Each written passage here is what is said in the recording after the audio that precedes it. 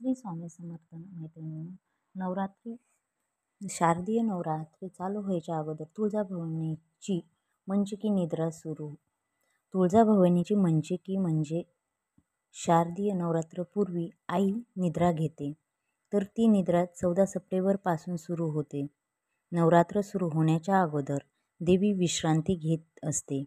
22 सप्टेंबरला पुन्हा आईची सिंहासनावर प्रतिष्ठाना होईल. याच दिवशी घट स्थापन होऊन याच दिवशी नवरात्रीची सुरुवात होईल.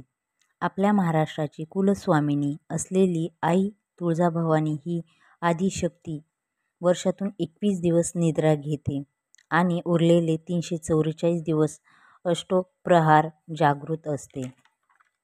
देवीची मंचक निद्रा ही 21 दिवस विभागलेली आहे. आपल्या देशातील 51 शक्तिपीठापैकी आई तुळजाभवानीचीच मूर्ती स्वतः मंचकावर विश्रांती घेते. फक्त आई तुळजाभवानीची मूर्ती हलवता येते, बाकी कोणत्याही मूर्ती हलवता येत नाही. 14 तारखेला संध्याकाळी शेजगृहात पलंगावर विसावलेली आईची ही निद्रा 8 दिवसांची आहे. 22 तारखेला माता भक्तांना सिंहासनावर बसून दर्शन देईल. तुम्हाला एक प्रश्न पडला असेल, नवरात्री अगोदर आई निद्रा का घेते? यामध्ये पण निद्रेचे प्रकार आहेत. घोर निद्रा, मोहनिद्रा, श्रमनिद्रा. यापैकी नवरात्री अगोदर आई घोर निद्रामध्ये असते.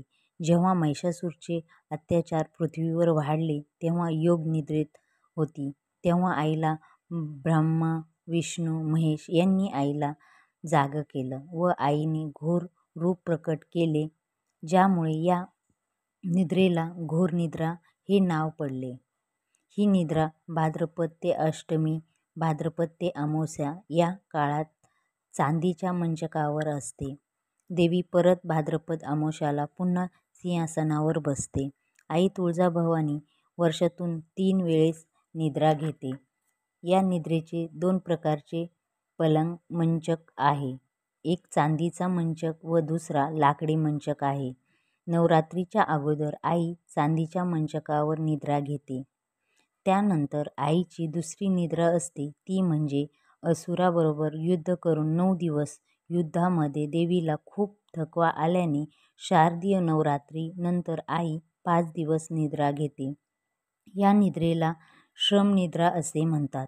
या निद्रेसाठी देवीला अहिल्यानगर येथून पलंग येतो, कारण देवीचे माहेर हे अहिल्यानगर असल्यामुळे त्यावर आई निद्रा घेते.